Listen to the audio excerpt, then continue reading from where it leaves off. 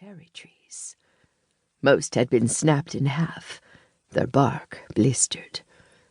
A man, or perhaps a giant in a bronze helmet with ram's horns and leather armor, defended a vast white column that stretched beyond the clouds. He flung burning stars, strung together in constellations. They exploded on impact, but he was quickly overwhelmed. Birds with human heads and the lion men attacked him. He went down as they covered his massive form with their snarls and their teeth. He bled gold. It was true, then. The gods fought monsters, and maybe monks with their bestiaries knew more than I gave them credit for. Water spritzed from my hands. Was I supposed to fight monsters with dewdrops? I ducked at an explosion to my right. Beasts were flying into the air and crumpled to the ground. It was a parting shot from a dying god. Hurriedly, a man with golden arms stooped and placed honey on the monsters' bloodied mouths. Why would a mortal man fight for monsters? "Unleash your powers," the god ordered, a hint of fear in his eyes. He had tried to hide it, but I saw it lurking in the shadows. There was something familiar about him. Odd mists of memories pummeled me whenever I looked at him. "Now," he commanded. I let the chill of an English Channel wind whip around me, concentrating until it distilled into constrained chaos. Clouds descended from the sky. Then I let it surge. I screamed as my flood rushed from the clouds and swept away the beasts. The man struggled to hold on to a branch from a blackened tree over the roaring waves, but I hardly cared. I had my own struggles. I had to maintain the waters.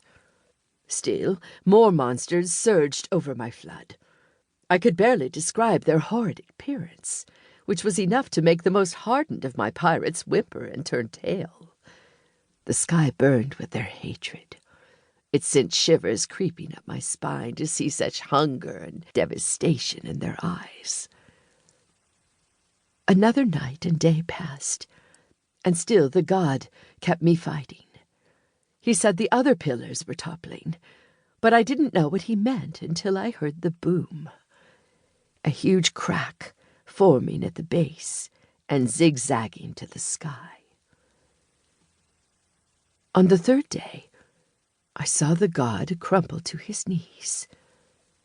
He didn't seem like a warrior to me, but I wasn't supposed to be one either.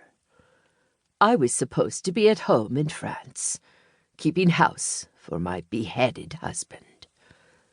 I raised my broadsword and began to run to him, wonder and murder in my heart in equal measure. We had unfinished business.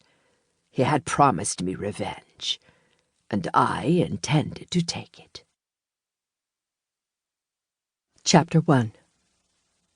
My twin sons jumped from the bed with huge smiles on their faces. They were the two people I loved most in the world, and the two people I didn't want to see.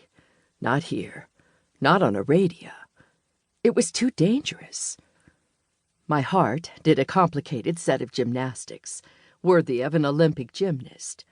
It jumped with surprise, swelled with love, and recoiled in fear. It didn't stick the landing either, and I held tight to the doorframe to steady myself. "Mom?"